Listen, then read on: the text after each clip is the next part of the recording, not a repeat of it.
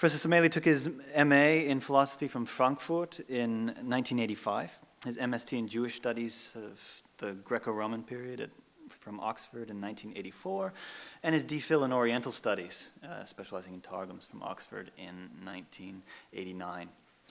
His wide-ranging work is marked by really an exceptional ability to bring together fields that are often regarded as disparate disciplines, combining on the one hand rigorous textual analysis, rigorous engagement with and systematic accounts of the details of the surface texture and the underlying thought of ancient Jewish literature and interpretation, with, on the other hand, penetrating, hermeneutically informed, philosophically grounded inquiry, as represented also in his training.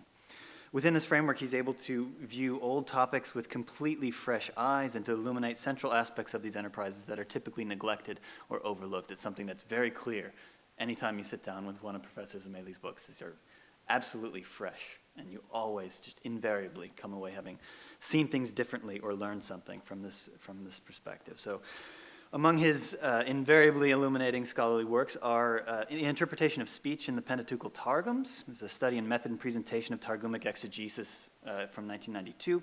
Spinoza's Theorie der Religion from 1993. Rabbinic interpretation of scripture in the Mishnah of 2002. Forms of Rabbinic Literature and Thought from 2007, and most recently, Profiling Jewish Literature in Antiquity, that's 2013. This is a truly remarkable body of work, extremely substantial. And in this, Professor Sumaili has demonstrated a very remarkable knack for conceiving of, framing, organizing, and successfully implementing and executing large and complex long-term research projects, and success in obtaining major research grants from, among others, the British Academy, the Humanities Research Board, and the UK Arts and Humanities Research Council, most recently with the typology of pseudepigraphic and anonymous Jewish literature in antiquity from around 200 BCE to 700 CE. And judging from the rather substantial handout that is there by the door that everyone should have, I think that we're going to learn more about this particular project tonight in this talk, which is entitled Written Religion, Some New Avenues in Analyzing Ancient Jewish Texts. So please join me in warmly welcoming Professor Alexander Sumaili.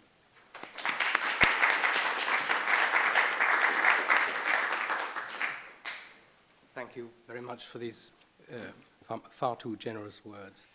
The less said about them, the better. I just don't recognize myself in that at all. It's very nice, though, obviously. In this talk, I wish to argue a number of connected points. They concern certain strands of ancient Jewish literature. This literature can be used to reconstruct what kind of a thing religion might have been in ancient Judaism. I will draw attention to the fact that the texts tend to be impersonal. This indicates, in my view, a different religious sensibility from the one with which we are most familiar in our own age. That is nothing new to argue. I will, however, suggest that the texts contain an as yet unexploited reservoir of meaningfulness which might help us to reconstruct that ancient Jewish religious sensibility better than we have done so far. I will argue that the way the texts work as texts is also just as unfamiliar to us as the religious orientation we find in them. But in contrast to that religious outlook, the way texts work is open to inspection, to direct inspection.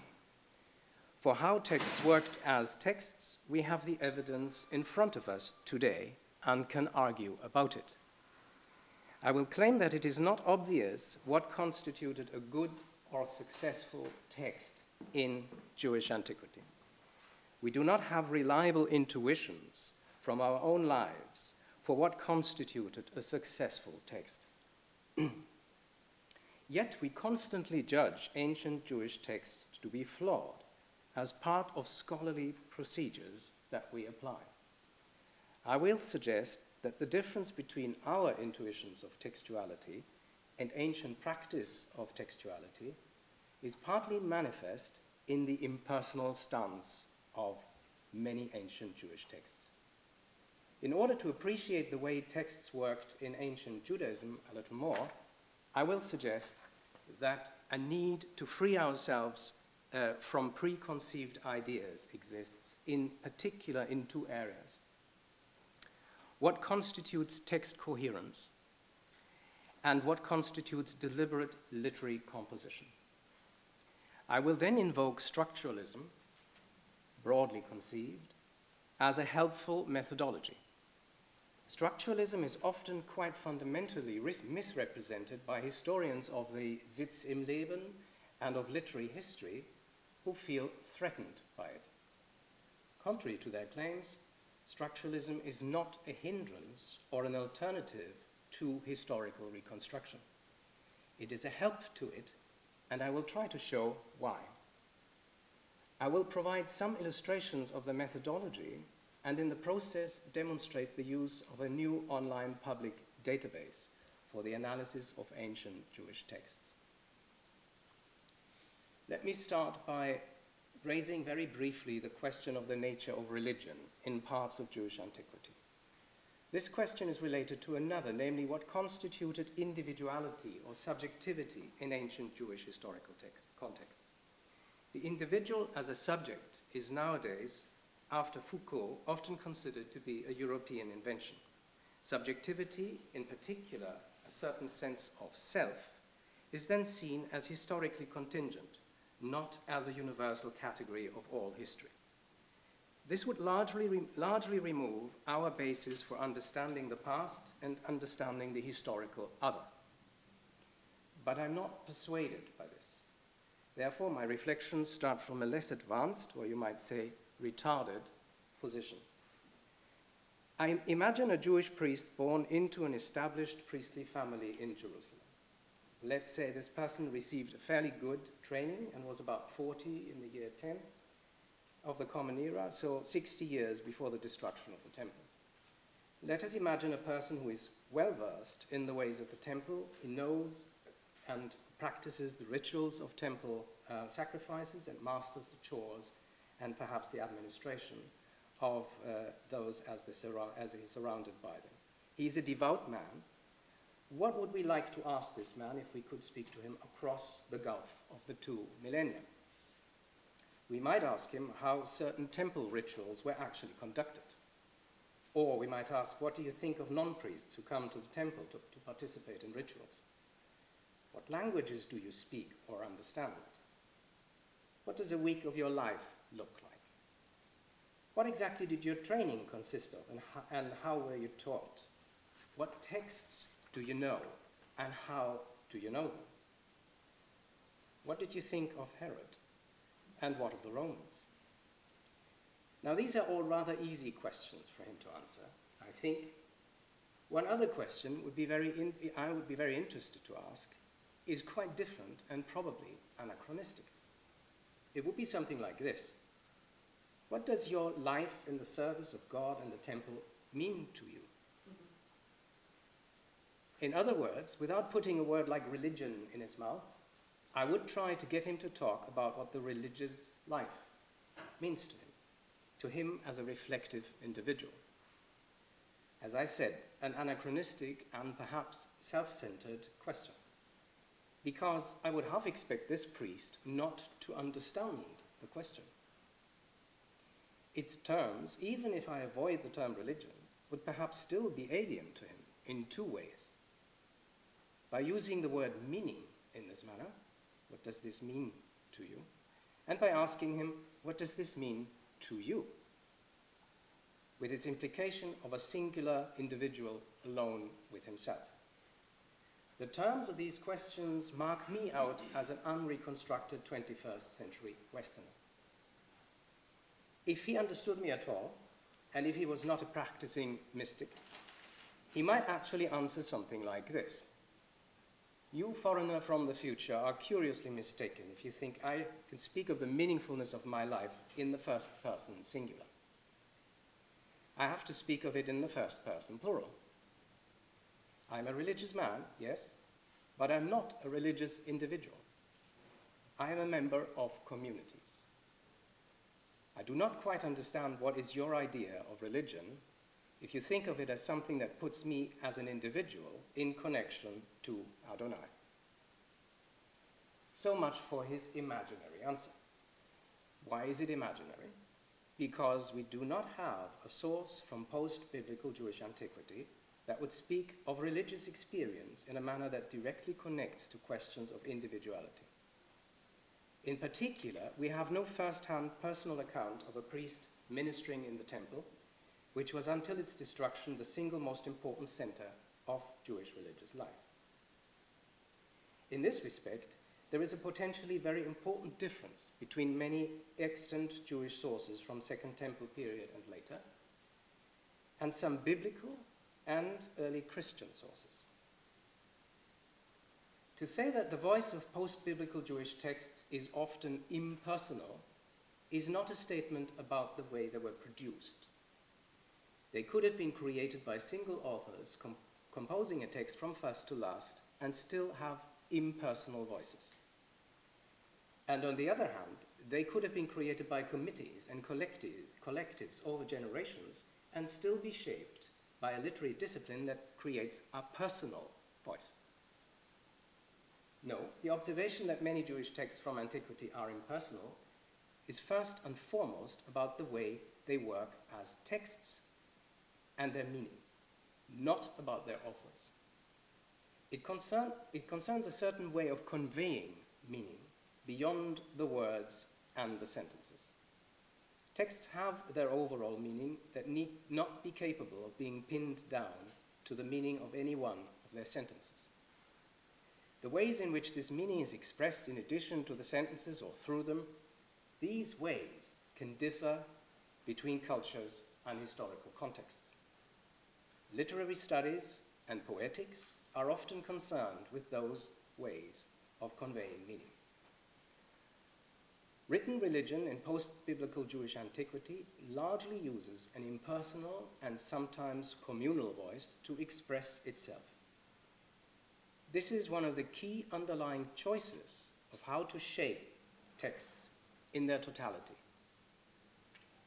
That is an observation on history, not merely on literary structures. One might say the extant works do not display individuality.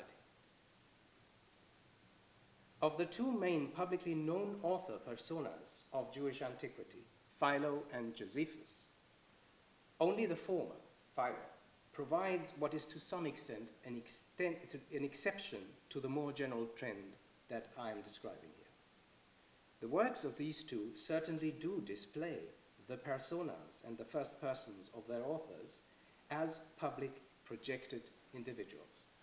In this respect, as in many others, they resemble the books of public intellectuals in Greco-Roman culture or of Roman statesmen and historians, as well as those of modern European authors.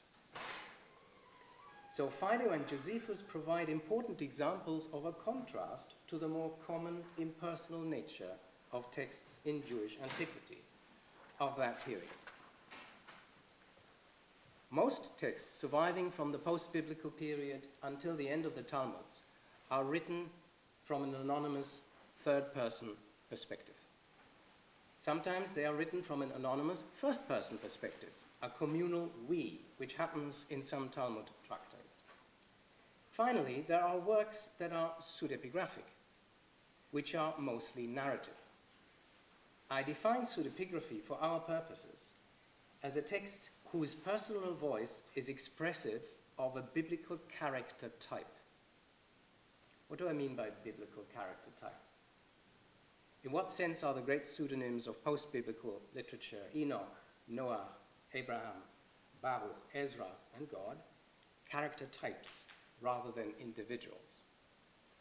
In the sense that the narrative roles assigned to them in Scripture become the basis of a generic perspective in the new text's voice. These narrating personas are to some extent the iteration of literary typecasting, the literary persona of a literary persona. That the speaking hero plays a biblically well-established role is, as far as we can see, crucial to the goals of pseudepigraphy. In this sense, then, Pseudepigraphic writings belong to the wider field of impersonal works of ancient Jewish literature. What is the best way to appreciate these texts as historical phenomena? In the remainder of this paper, I will try to show that a broadly structuralist approach has something to offer to the historian when it comes to treating these texts as historical phenomena. I will claim that a certain kind of structuralism offers a weak idea of deliberate text composition, which is useful, and furthermore, that structuralism gives the historian a methodology for discovering whether the ancient texts convey meaning by methods which we do not intuitively recognize anymore. Texts have and convey meaning beyond what the individual words mean and beyond what the grammatical sentences mean, as I've said before. There are additional decisions on text shape that also shape meaning, albeit implicitly. The choice of a personal versus an impersonal voice, text voice, is one of those. These ways for a text to contain meanings can be lost to us, of which this is one example, the impersonal versus personal. The ways of text for conveying meaning in this way can be lost to us if we do not have a full grasp of the cultural historical context, which we don't for Jewish antiquity. Structuralism provides procedures that can contribute to retrieving these ways of conveying meaning. It thus also helps to rediscover part of the lost cultural context. That's pretty useful, I think. Positivist historians assume that it is possible to reconstruct even a radically different historical context sufficiently to understand a text's original meaning. And this will be, broadly speaking, the position I now adopt. Let's talk about an important experience of historical difference. Most texts from Jewish antiquity are not only impersonal in the various ways I indicated earlier, they are also, to variable degrees, experienced as strange by the modern scholarly reader. Unless a contemporary scholar is conditioned by growing up with the Bible or the Talmud in a setting of natural acceptance, that scholar is likely to find our ancient Jewish texts surprising and strange. When first reading ancient Jewish texts from a scholarly perspective, one's experience is likely to range from mild wonder at the Hebrew Bible to bewilderment and alienation at the Mishnah, Midrash, and Talmud. To me, this is a very important indicator that the way the texts work, not only some of their contents, is strange to the modern reader. The Hebrew Bible narratives, for example, are strange in the way an action is depicted, the way motivations are treated by ellipsis, the manner in which settings are entirely neglected, as pointed out by Erich Auerbach, and some other pervasive features. I don't want to spend too much time on this. For our current purposes, it is sufficient to simply point out that biblical stories seem to presuppose an understanding of the world which is further away from the intuitions of modern life than, say, Shakespeare. Let's take the Mishnah as a second example. This work is probably from 3rd century Palestine, early 3rd century Palestine. Most modern readers who come to the Mishnah for the first time as an adult experience its strangeness very clearly. Reading the Mishnah in a scholarly translation from the Hebrew, such as Herbert Danby's or Jacob Neusner's, proves extremely frustrating to the novice. The Mishnah structures it structures its topics in opaque ways. It is grounded in a historical context never explained. Its legal provisions appear to presuppose to some extent improbable or purely academic scenarios of law, and a great deal of technical knowledge on the side of the user. The Mishnah is clearly an insider text, and the same is true of the whole of rabbinic literature. Most scholars in rabbinic sources will in time forget the initial experience of strangeness, but remembering it at least occasionally, is an ally against ahistorical assumptions on how texts worked and ahistorical assumptions on what religion was. Here, I think, lies the usefulness of a broadly structuralist approach. My understanding of structuralism is as follows. Structuralism claims meaning emerges from repetitions and differences between signs in a system. A system could be a language, a system could be a text. Furthermore, languages, together with cultural meanings, are learned, relearned, and unlearned by imitation. That is, by imitating the other members of your society, a community of sign users. It is not taught through explicit rules. This idea of structuralism has two things to offer to the historical scholar of written religion. First, it allows developing empirical procedures for discovering types of meaning of the past. These types of meaning may be quite different from the types of meaning we're most used to. Structuralism teaches one to look for regularities, differences, oppositions on any level of the text, from the sound quality of its vowels to the overall configuration of themes. Structuralism certainly teaches to look beyond the word meanings, beyond the sentence meanings in isolation. Approached through structuralist methods, the old text can teach the modern scholar new signs, signs for which there are no dictionaries because they are not word meanings. The text, through its structures, can teach the modern scholar what counted as a sign in an ancient society, going beyond the scholar's current habits of meaning. Structuralism can also help liberate the historical scholar from too narrow an idea of authorship. Linguistic meaning emerges from a commune of language users, not just single persons. And the same might be said about literary meanings. Saussure says that language is a social fact. We could say text structures are social facts. As we identify meaningful structures in a historical text by looking for regularities and oppositions, we need not ascribe every one of the structures to a separate, deliberate act of intention on the side of the author. Authorial intention or redactorial intention produces, in this view, meaning. Of course it does. This is not the theory of the death of the author, nor intertextuality. But authorial intentions are only the tip of the iceberg. Much is never explicitly decided by the author. Profoundly shared ways of conveying meaning in the society of the author may have formed the text without the author creating or even deliberately choosing these ways to convey meaning. The model for this is the native speaker competence. Native speakers apply rules of grammar which they are unlikely to be able to articulate when asked unless they have been taught them separately after learning the language. This is how we also create texts, namely at least partly by non-deliberate imitation of readily available meaning. Meaning structures, of readily available meaning structures. In a word, the structuralist approach allows to find meaning grooves in a text that the author or redactor could not have accounted for, alongside meaning grooves that were deliberately created by the author. Furthermore, in a structuralist model, a society, however small, is capable of embodying in its texts sophisticated literary patterns.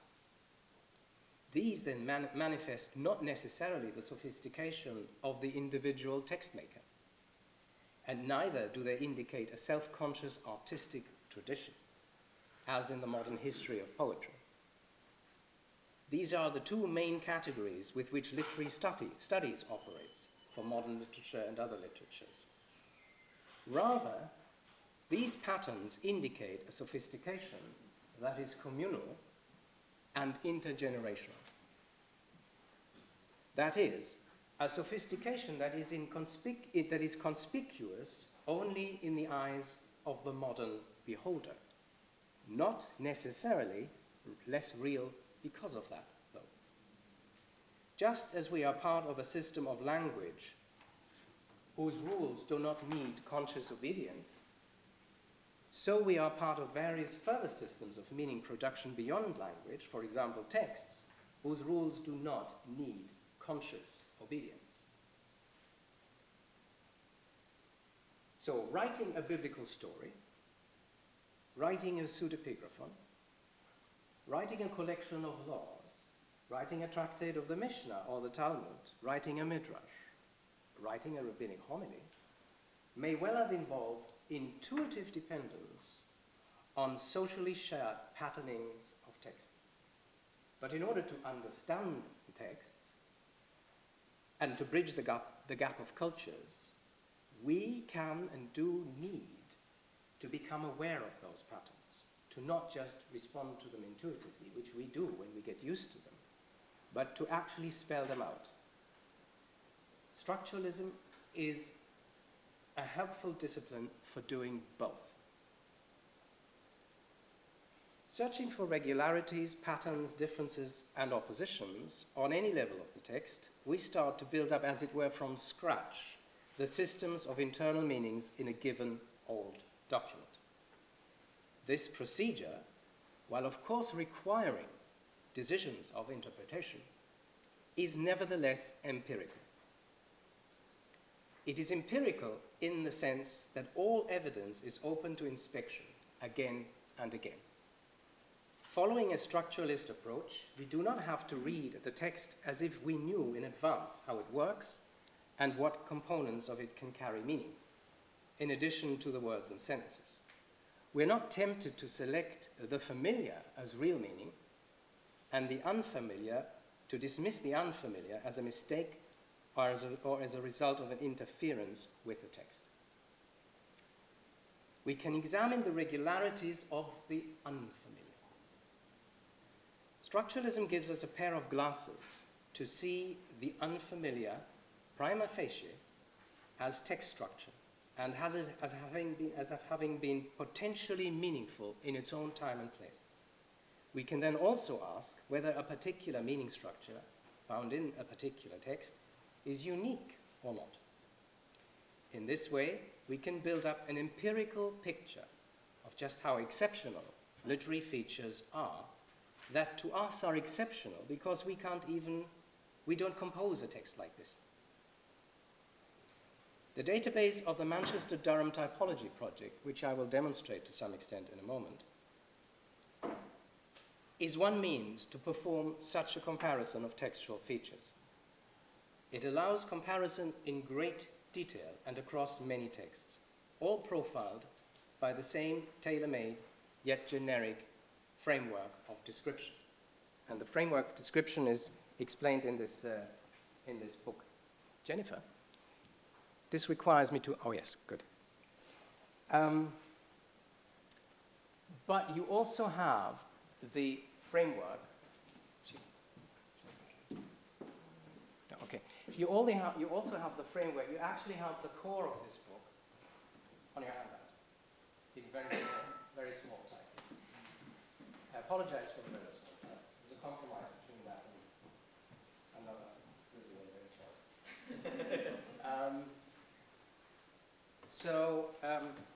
Would it make sense to send this round?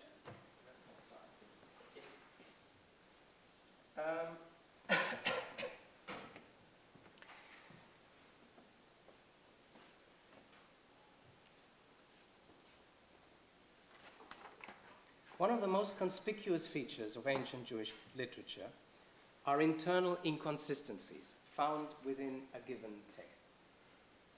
We encounter inconsistencies in many biblical books, in many apocrypha and pseudepigrapha of the Old Testament, and in Qumran writings and in rabbinic literature.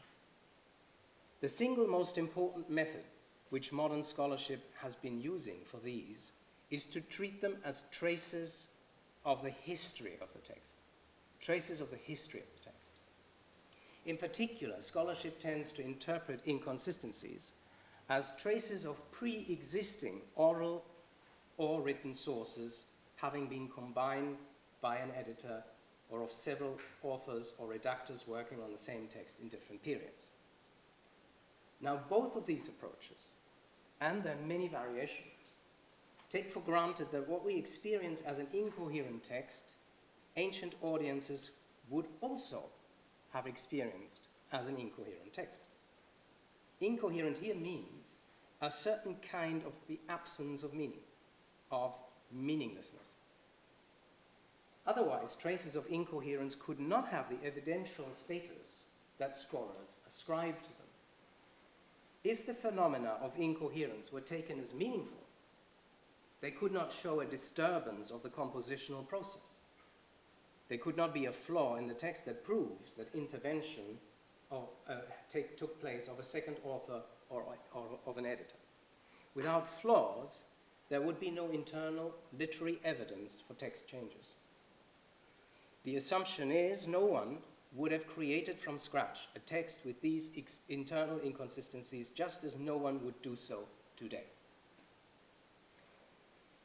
The societies which produced the ancient texts are presumed, therefore, to have shared this notion of how a text functions coherently, hangs together. Ancient Jewish communities are said to have produced texts that violate that notion only because they wished to realize a second goal, which is a conflicting goal. That second goal was to preserve the wording of different earlier texts arising from diverse origins, while combining them with each other into one new but flawed text. But there is room for doubt that this is the whole explanation.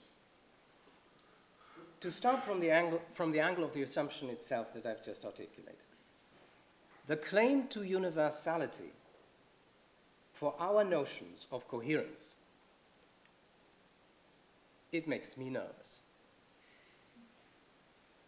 It's a very strong assumption to make that our intuitions of how texts hang together best, that these intuitions of how texts hang together are independent of cultural context and valid for all historical periods. Once such doubts are admitted in principle, the evidence of ancient Jewish literature has the power to show us otherwise. For too many texts from Jewish antiquity show such flaws. From the point of view of modern scholarship, there is hardly a single flawlessly coherent text among the anonymous and pseudepigraphic Jewish sources. This should give us pause for thought. Potentially, there's something wrong there. So it's worth trying out what happens if we treat phenomena of incoherence as merely one structural characteristic among many from within the same text, and capture them by some neutral description.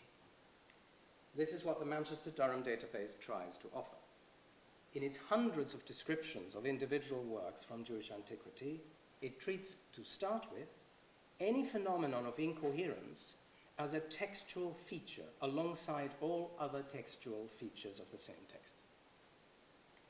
The database thereby has become a repository of many of the cases of internal coherence problems that modern scholarship identifies, but primarily describing their textual reality, not primarily by labeling them a problem. It nevertheless calls for acknowledgement that a text's internal relationships are weakened by some of its literary features, just as they may be strengthened by some of its literary features. So we can speak of internal relationships being weakened, or being complicated, or being quite loose, generally, for this text, through the incoherence features that the text has taken at face value. Describing structure in neutral terms is a job that actually requires doing in any case. Whatever else we want to do with the written sources of religion, describing their meaning constitution as we have them, not as we would like to have them, is important. Yet scholarly treatments of ancient Jewish texts often jump over this step. From the experience of disappointment or of strangeness the scholar often jumps directly to text history, and from there to speculation on the possible groups that might have stood behind the text. In other words, we need to describe how we can see the text working, even if one experiences it as ultimately not working. These are two different working. These are two different topics. Therefore, this describing ought to be performed while holding in abeyance diachronic solutions, such as multiple authorship, redaction, reworking, and so on. Describing how what we can see by way of text structures is entirely compatible with diachronic explanations of how the text came about. This kind of description just cannot be mixed with diachronic explanations. You can't do both at the same time. And there seems to be a methodological priority of the synchronic over the diachronic approach. We often only start to talk about text history because the attempt to read the text as coherent seems not to be successful. Let me now use the database to examine some of the key phenomena of incoherence which we find in ancient Jewish texts. What I have in mind first is a fundamental discontinuity of the narrator of a story. And that's on your handout under A. The database defined this in the following way. There is an unexplained switch of the grammatical person of the narrator, or the governing voice, it's a more general term, within the main body of the text. So there is an unexplained switch of the grammatical person of the narrator within the main body of the text from the first person to the third person, from the third person to the first person, or from one first person to another first person. This is a description of a textual characteristic, remaining within the textual perspective. It is not jumping to historical conclusions. It's not a description of how the text came about. All it says is that there is an unexplained switch between voices that we can clearly see are not the same voices.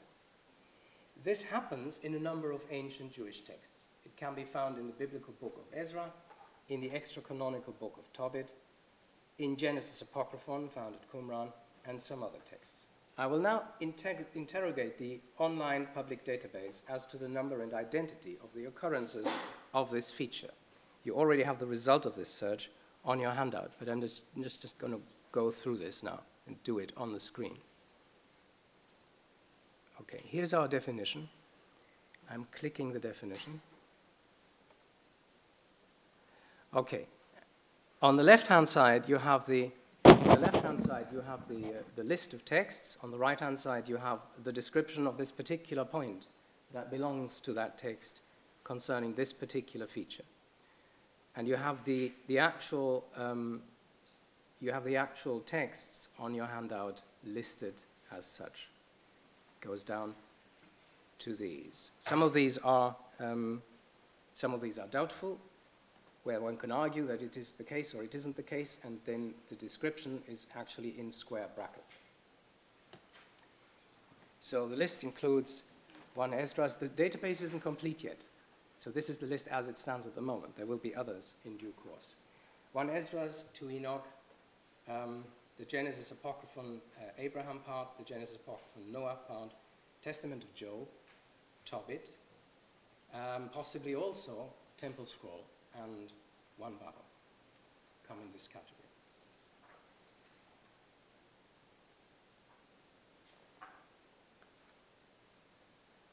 And this is what one can use the database to simply find and inform oneself a little bit more about. Each of these cases is, of course, unique. Every text is unique. But it is nevertheless fruitful to compare them with regard to this feature that they have in common, the unexplained switch of the narrator from one persona to another persona. The case of Tobit is particularly difficult to explain with a straightforward diachronic explanation, which would take the switch of narrator as a trace of text history, because it is actually very continuous as a narrative. While the case of Abraham in the Genesis Apocryphon is particularly suitable for a purely diachronic explanation. But the key thing is to separate for the initial analysis the job of explaining what we can see the text as doing and as it really exists from a genetic explanation of how it may have come about. A broadly structuralist approach allows us to separate out these two jobs. We can secure an answer to the first while then considering this text and other texts in comparison as possible evidence for an answer to the second.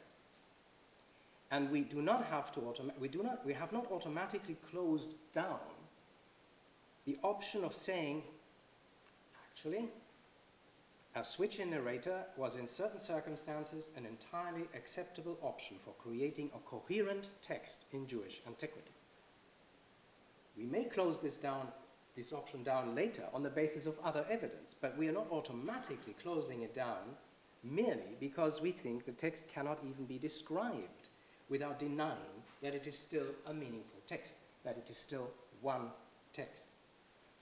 We are instead describing it as if it could be a meaningful text. Structuralism helps us not to close down options automatically. Let us consider another type of incoherence that can be described without prejudging the question of meaningfulness of texts. Again, that's on your handout, it's B, compounding independent texts. It says independent texts, it shouldn't say independent texts, it should say independent works. But that's not something I'm going to go into. I'm just correcting it. This is number 10.1. So let's see what texts fall under this. I'm going to read the definition in a moment.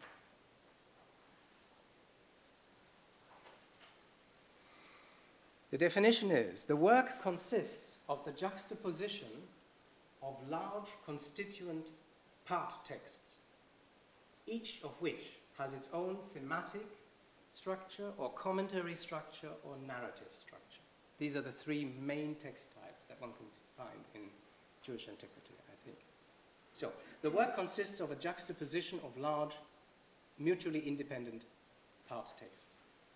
This definition applies to the Hebrew Bible as a whole. The Tanakh falls under this. It applies to the New Testament. It is the basic form of the ancient Jewish canons. And I think of the canons of a number of other religious cultures with Holy Scriptures.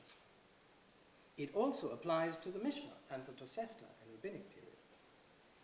The definition is that of a compound of texts. The texts from whose juxtaposition the compound is made up present themselves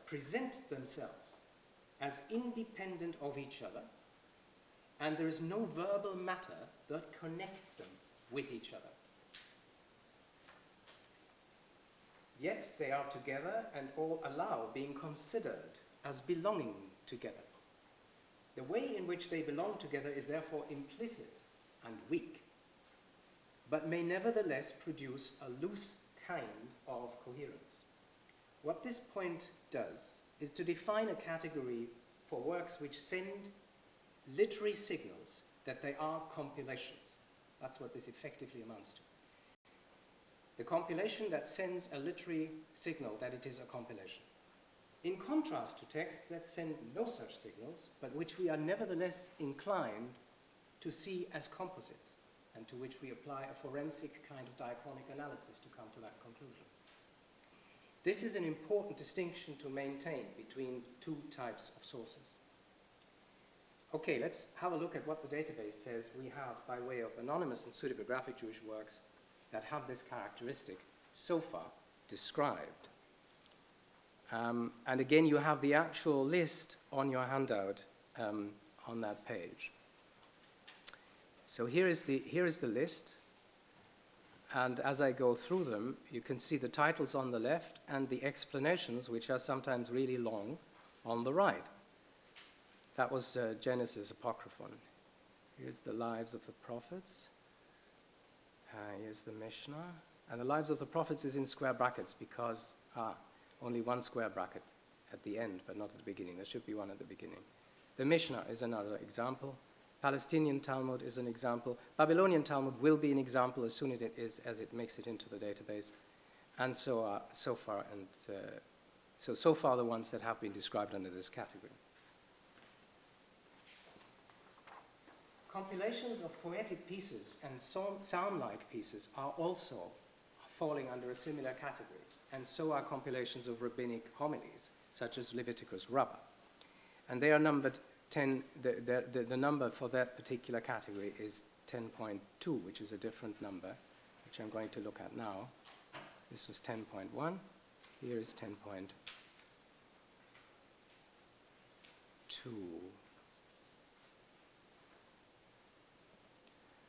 And that reads, the work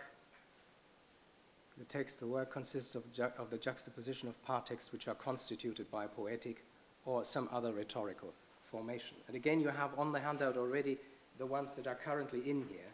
There will be others, which is already clear, will belong to that categories. One Baruch is an example, Hodayot, the Hodayot are an example. Lamentations Rabbah, the Peticha section of Lamentations Rabbah is an example. Leviticus Rabbah as a whole is an example. And Targum Lamentations. So some really quite important works of ancient Jewish literature belong to this category of weak or potentially, but yet nevertheless potentially significant coherence, defined as the mere juxtaposition of independent texts in a larger work. As our final example, let's take a look at texts which have a kind of loose-knit thematic coherence. Here, the text's individual topics show no strong mutual coordination and subordination, and there is no systematic treatment of one theme, nor is there a heading. Yet the topics are capable of belonging thematically together in some way, which is best described as an approximation by the word they are homogeneous, they're thematically homogeneous. This is C on your handout. Adjacent text parts, constituting themes, are merely juxtaposed or weakly conjoined, while there is no indication of an overall objective relationship between them. Weakly conjoined means there is a vav between two sentences, for example, the meaning of which is entirely open. But often there is nothing. This envisages a text that has smaller units, such as sentences or short paragraphs, which could not stand on their own. They could not be texts in their own right. But these units are also not strongly linked to each other, but merely juxtaposed.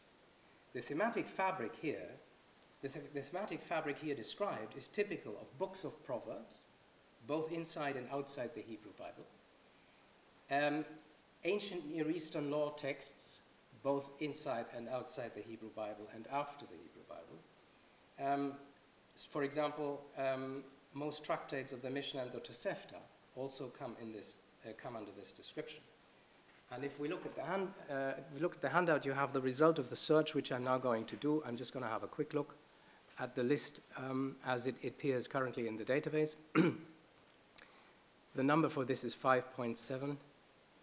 I'm sorry, I do remember these actually, which is a really sad thing. It's just, okay.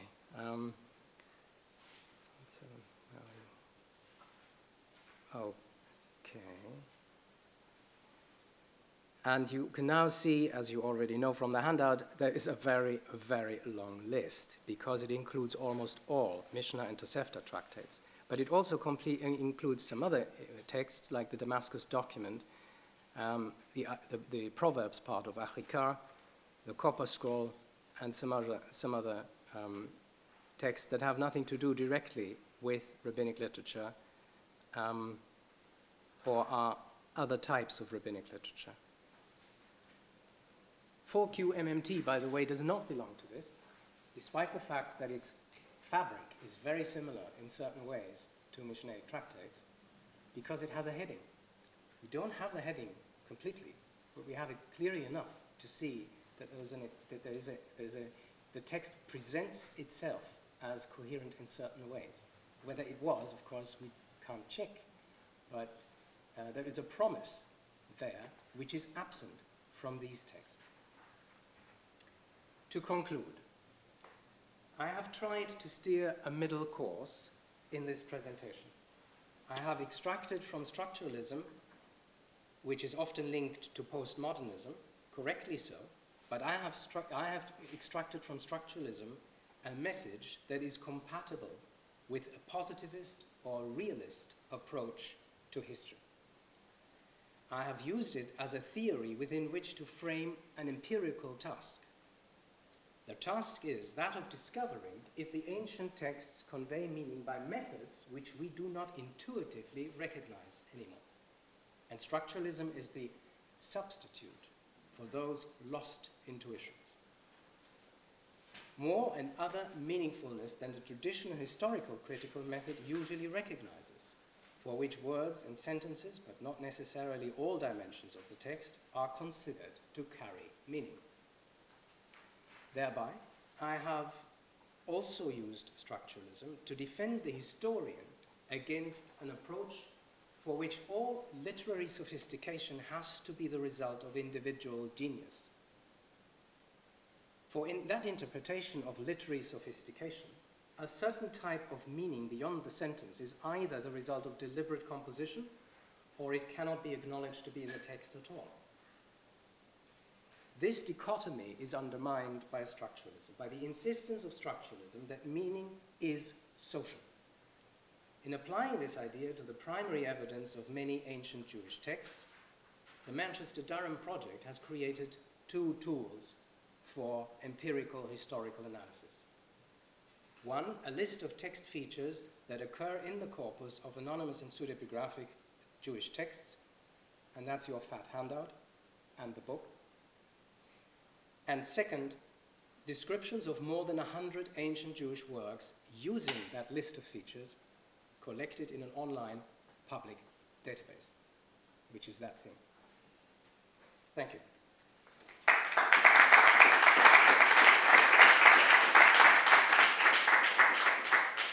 So thank you for this very rich and thought-provoking presentation, Professor Divinity. Would you be willing to entertain questions? We have time for them. Certainly. That Philo and Josephus would be exceptions to these characteristics that you're talking about. And you said that we make sense of them today by appealing to, historical reasoning, or, that the text came together in a certain way. But these examples that you gave were contemporary with these texts. So I wonder if you could conjecture how these two authors who wrote rather individually would have made sense of these other texts that are so different from theirs. That's an interesting question. That's really interesting. We know that Palestine in that period was multilingual.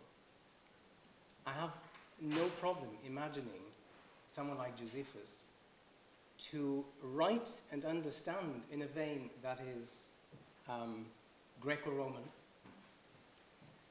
and be a competent or careful reader of Greco-Roman stuff, and at the same time partake in the culture and the literary traditions to some extent, certainly as a passive receiver, of quite different literary tradition, which isn't a literary tradition, but something a little bit more complex, as I've tried to define. So I think very likely it was really not a problem to switch from one to the other for many people who were educated enough to do so. That would be my first attempt at answering. Somewhat like using Greek when you have a commercial transaction, or Hebrew when you talk about the halakha, or Aramaic when you do all the other things. That's my guess, though. And someone like Philo, who was less Palestinian? Of course. Philo is a different case in that we actually don't know how much of Hebrew/Aramaic background there was. People are on the whole very pessimistic that there was any. So that would have been different. Yeah.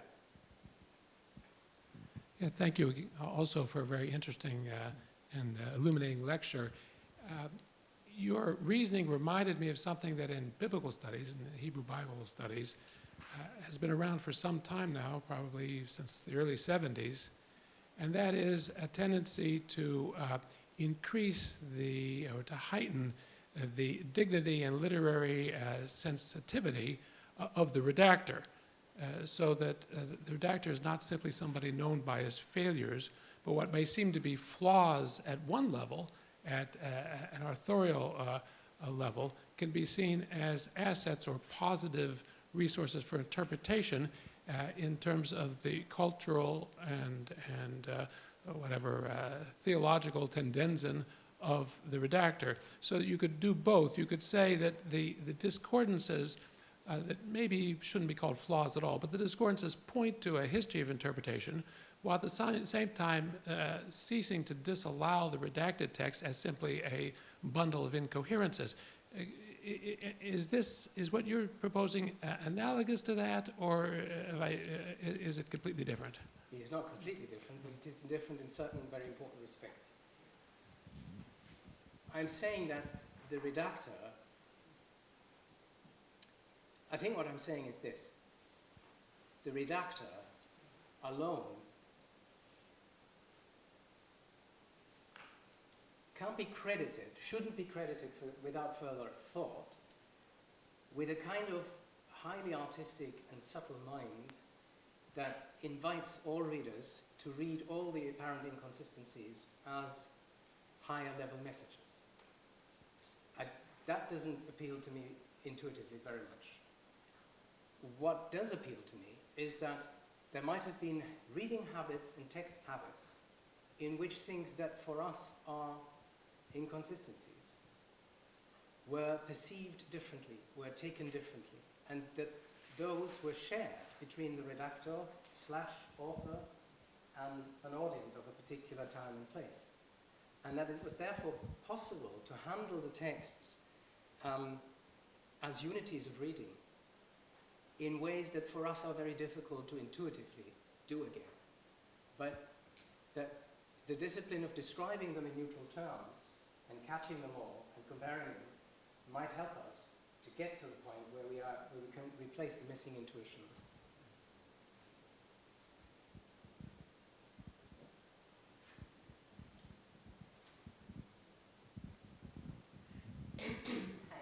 Hi, my name is Shoshana. Hi, I'm curious as to, first of all, I want to say that the neutrality you're proposing is very important, and I'm wondering if I can push it a little further. Why does there need to be a sense that the contemporary thinker could not relate to such a text? If you wander into the realm of literary theory, or if you look at different kind of writings today or in different periods, you often see shifts in person, shifts in all these things, and I'm not exactly sure why we have to be so. I know that in scholarship there's definitely a tendency to say, oh, this has to have been different texts, but to be honest, I've never been quite sure why. A text is richer if it utilizes all tools. And one other thing that I wanted to mention was the idea that, say, Josephus or different writers or different texts of different times, the idea that they had to be cohesive and have the same style today, that's not true. I mean, there's no two books that are alike, and I doubt it was true then. I doubt two plays were alike at the time, or any. So what you're proposing, this whole idea is very exciting because it allows us to open up these texts to many disciplines today in where we can find scholars in many different disciplines who wouldn't be the slightest bit surprised by the complexity of the text. Yeah, thank you. The reason, what you're implying is something like this.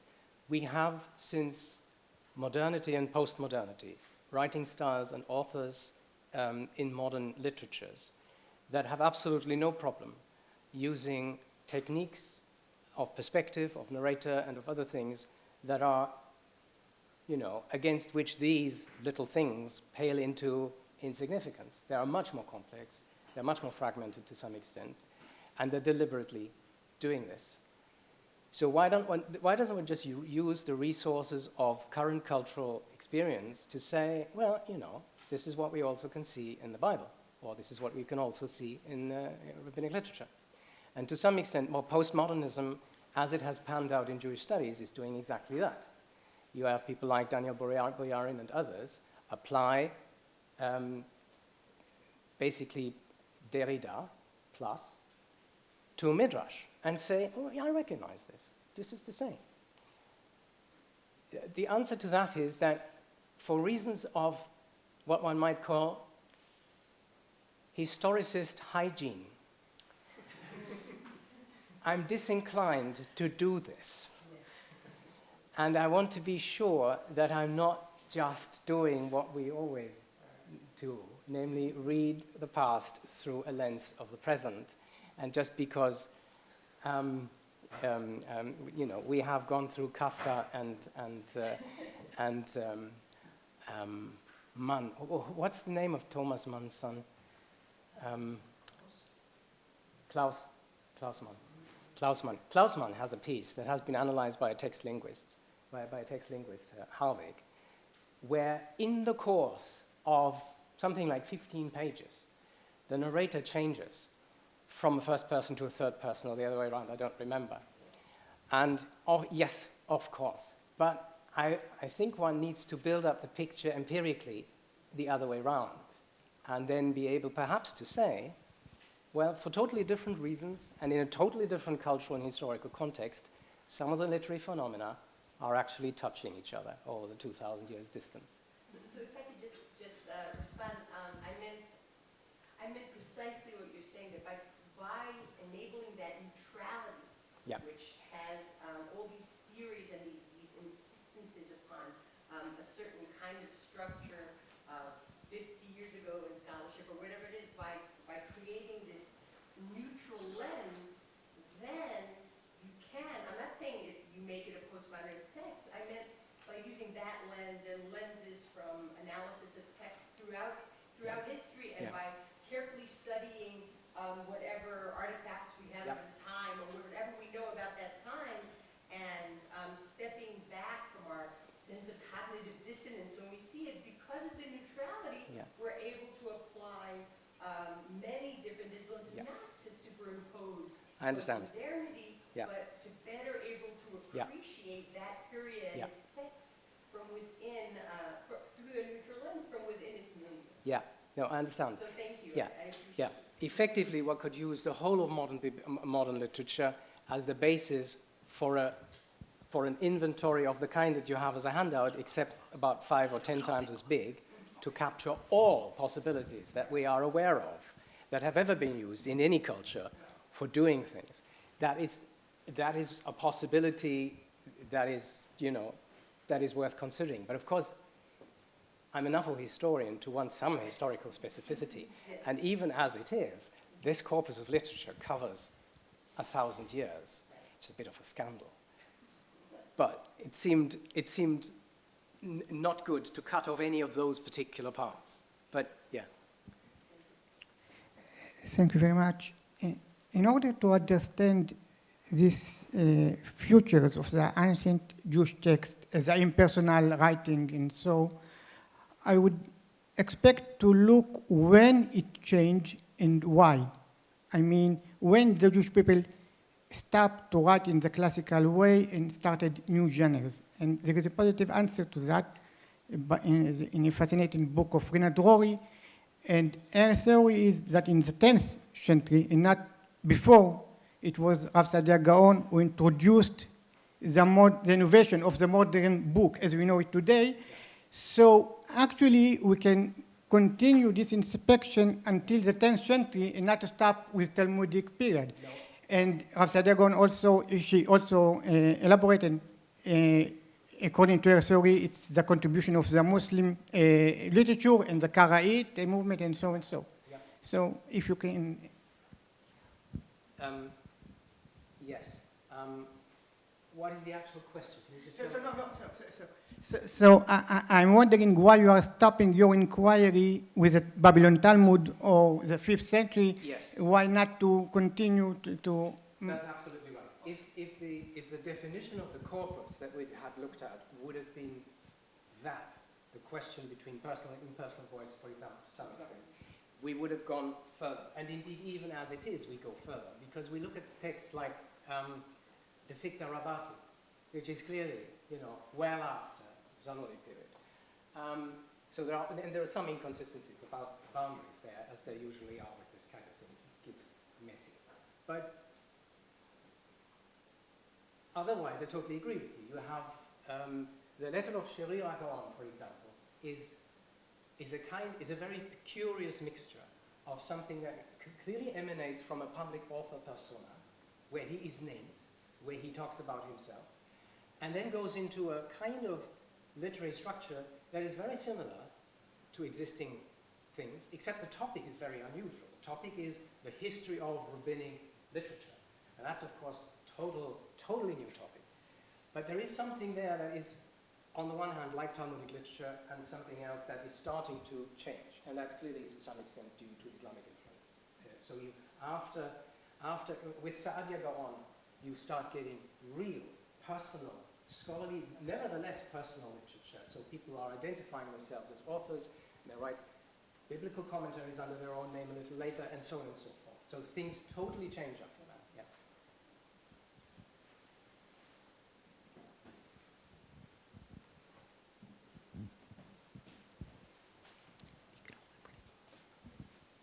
Thank you for this very interesting, stimulating lecture. Could you say a word or a couple of words about the audience, perhaps the implications that this has for the type, for the expectations this literature has of its audience, for the type of audience, whether that would be a scholar or the masses, and even if this literature has an audience in mind at all? Yes.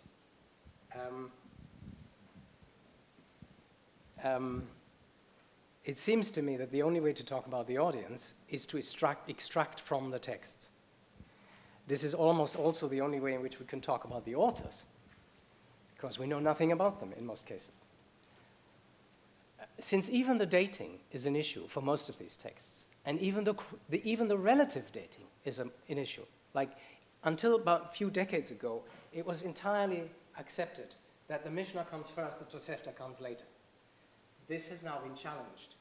So there are issues here that are so basic about pinning down a particular text to a particular context that someone like myself is very skeptical about trying to second-guess the audience requirements. Obviously, there are highly technical texts to some extent. Some of these texts are highly, highly technical. So there's no way anybody would have read them or even listened to them who wouldn't have had some kind of prior training in the subject matter, it seems to me. What happens today, for example, that people are studying the Mishnah or the Talmud on their way from New Jersey to New York City on the train, that is a result of 1,000 or 1,500 years of cultural change that happened under the influence of the existence of these texts. So it is not the original context of these texts. More than that, obviously one could talk about this for a long time, and it's interesting, but there is an issue here about lack of information that is pretty severe. Pre-rabbinic texts are slightly different because, in particular, narratives are different because one understands narratives in a much more direct way than one ever understands thematic texts or expository texts. But even for some of the biblical, for the post-biblical text, you would have to ask yourself exactly what would have been their function or what would have been their primary intended audience. And I'm not myself very confident at speculating about this. Some of my colleagues are, and they are much better equipped than me as well to do so. But I'm not particularly myself And certainly not in a general answer. I mean, generalizing across the audiences seems to be totally impossible. The audience question is, up to a point, is a fruitful question for any one particular text, and then perhaps for little groups of texts, it seems to me. Yes? I'll join to thank you for a piece of heroic work. And I'm interested, if I've understood you properly, that you're operating with an understanding here of different levels of theory in terms of comprehending this corpus of texts. And what I see you doing is trying to provide a basic platform on which other things can be built, which is largely a descriptive taxonomy, you could argue. Yeah. It's not structuralism in the sense of Levi-Strauss, for example, no. But it's a basic taxonomy, and then, as you say, you can build on it in a number of ways, but at least there's a common discourse that you hope to establish that will allow people not to talk past each other. Yes. My question is this: even in a basic taxonomy like this, there are judgments that you have to make. Absolutely. And I wonder whether you might talk perhaps more generally, you did touch on it in your presentation, about where the elements of subjectivity lie in terms yes. of the taxonomy, yes. and therefore where the debate could be about the kinds of categorizations or distinctions you've made. Yes, that's a very interesting question. Thank you very much.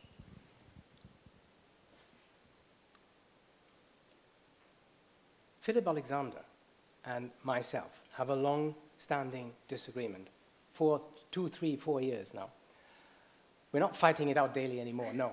But we had a very, very protracted discussion as to what happens to texts that have a third-person voice interfering again and again with a quoted voice, like you have for Targum Kohelet? Targum Kohelet, I think. I don't remember now. One of the Targums, where you have a constant intrusion of somebody saying, and this is what King Solomon said. And how does one read this? If you have a heading which says, these are the words of Tobit, or these are the words of Enoch, and then you have a first-person narrator, you have very clear levels of how two voices are related to each other. And then you can say, the person who is, this is a question of epistemological responsibility, if you like. Who is taking charge, who is taking responsibility for what kind of information? Now, usually, if a voice is quoted, the quoter says, I'm not responsible for what this person knows. This person speaks on their own behalf, and what they say, they have to be responsible for. I'm just quoting. All I know is that they said it. And that kind of hierarchy is often very important because it can give more authority to the quoted voice. The quoter doesn't take responsibility because the quoted voice is someone famous, biblical, and has access to revelation. It can be the opposite. It can be, I mean, theoretically, it could be the opposite. So the whole question of when you describe the perspective of the text, where do you locate the perspective? Do you locate the perspective in the little heading at the beginning of Tobit, say? Or do you say the main bulk of the text is actually, this is just a little frame, the main bulk is the... So when you describe the horizon of the text, what the text takes for granted, the speaking voice, the knowledge that's presupposed, where do you locate that? And for something like where you have interruptions, and where there is always again and again this other voice, instead of just having a neat frame, there are issues that arise for description there. Are you ascribing to the anonymous quoter everything that King Solomon is saying? Are you ascribing responsibility to that voice? Is that voice accepting responsibility in that way? This would be one of the big decisions we had to take for one or two texts. And what we did there is very simple. One of the 4 or 5 researchers involved in this project was responsible for this text. That researcher takes the decision. We were trying to find a principle to discuss, to come to whether it's possible to come to a principled decision on this. It wasn't, because we were reading the text differently. And there are other things There are other things like that which I don't remember. But there are sometimes specific to particular texts. On the whole, of course, everything is interpretation. There is, I mean, despite the fact that this, you know, it looks like it's a neutral point of view, of course it's not a neutral point of view. It's just a kind of discipline that tries to take us as far away from our cultural prejudices as we can, up to a point. I agree that everything finally, I suppose, is interpretive in one sense or another, but what you're suggesting is that there are different levels of interpretation in the sense of different levels of personal involvement. And so therefore, if I read you correctly, what you're presenting to us here is a level on which you would claim a greater degree of agreement could be reached than, let's say, on something that is at I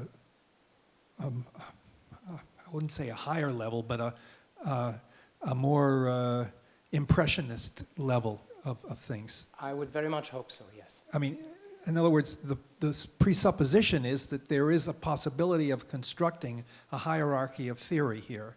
Yes. Something like what anthropologists talk about in terms of middle level theory and so forth. Yeah, I think that is right.